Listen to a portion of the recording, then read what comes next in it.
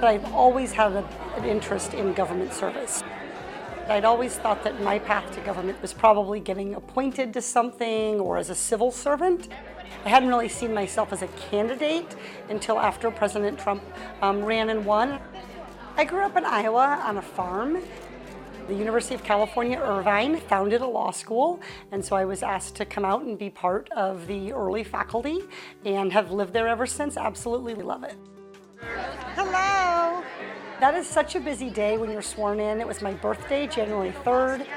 I think the most memorable part of it was having to leave my own birthday party and go back to the halls of Congress and vote to try to reopen our government. That really drove home for me what a responsibility I have to the American people in this job. The results of this election suggest that there's an appetite for electing a diverse Congress. The class that I'm part of, this historic group of freshmen women, is notable not only for its size, but also for its diversity and its strength that comes from that diversity. This is a very traditionally male institution. A lot of stuff in the world and in Congress is kind of designed with men in mind, but we're changing that.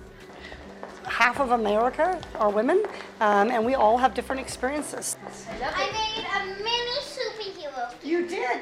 I'm here as a middle-class, single mom of 3 school-age children, and so naturally I'm really interested in a lot of those topics, like the cost of childcare. I definitely faced a lot of questions about what would happen to my children when I were elected to Congress, as if something would actually happen to them. I mean, the answer is, well, they'll probably come and watch me be sworn in, and they did, and they'll probably, continue to go to school and participate in scouts and do the activities they've done. I've been a working parent for my whole career, and this job is a little bit different, no doubt about it. But I think my children ground me. I think they remind me why I'm here, what I'm fighting for. Bye, guys. Now that I'm in Congress, some of the questions that I used to hear as potentially maybe hostile to me as a mom, I now hear as genuine curiosity. I think they're actually asking for advice, and I would appreciate those parenting advice too. I think it's a community of parents that we've elected in this Congress.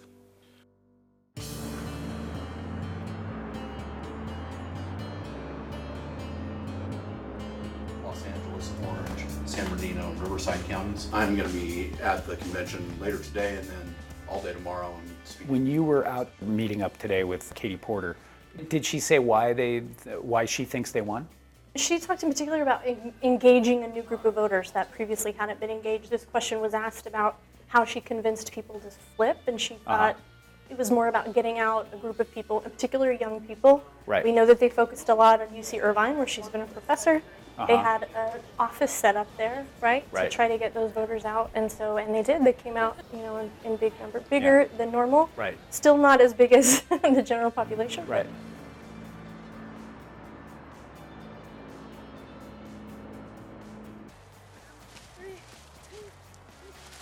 The 45th District is home to a lot of families, has really strong public schools. The largest employer is the University of California, Irvine.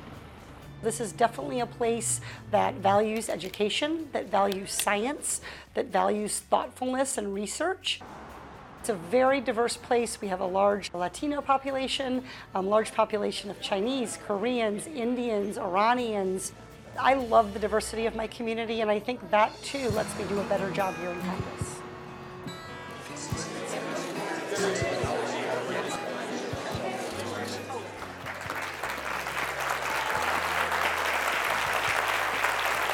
How are you all?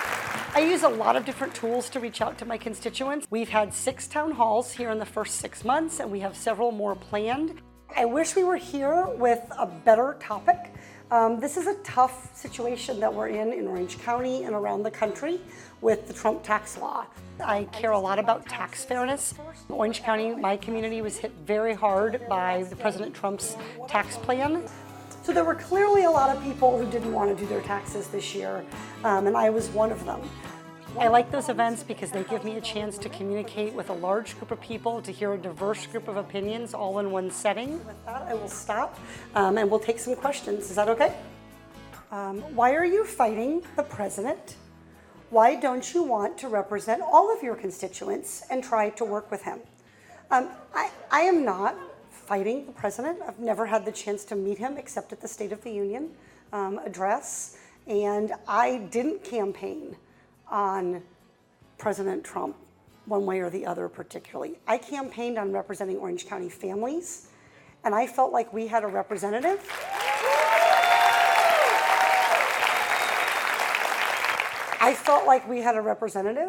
who put the president before the people of her district. So when I see this president stand up and do things that I think will help the people of Orange County, then I will stand by that president.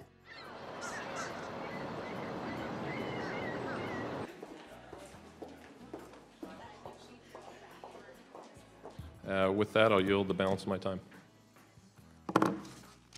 The gentlewoman from California, Ms. Porter, is recognized for 5 minutes. Thank you, Madam Chair. Mr. Diamond, you've shared lots of opinions recently about how the U.S. should budget its resources, how families should budget their resources, and so I'd like to ask for your help on a problem. I went to monster.com and I found a job in my hometown of Irvine at JP Morgan Chase. It pays $16.50 an hour. I'm on the Financial Services Committee, and one of the challenges that we face is a lot of the topics we tackle are pretty technical.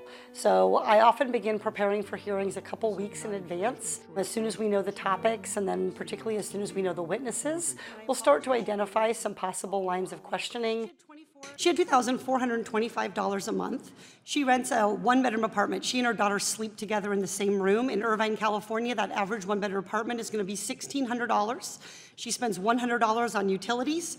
Take away the $1,700, and she has net $725. She's like me. She drives a 2008 minivan and has gas. $400 for car expenses and gas. Net $325. The Department of Agriculture says a low-cost food budget, that is ramen noodles, a low food budget is $400. That leaves her $77 in the red. She has after-school childcare because the bank is open during normal business hours. That's $450 a month. That takes her down to negative $567 per month. My question for you, Mr. Diamond, is how should she manage this budget shortfall while she's working full-time at your bank? These are topics that should matter to everyday Americans, and I want them to be engaged in the work that our government's trying to do.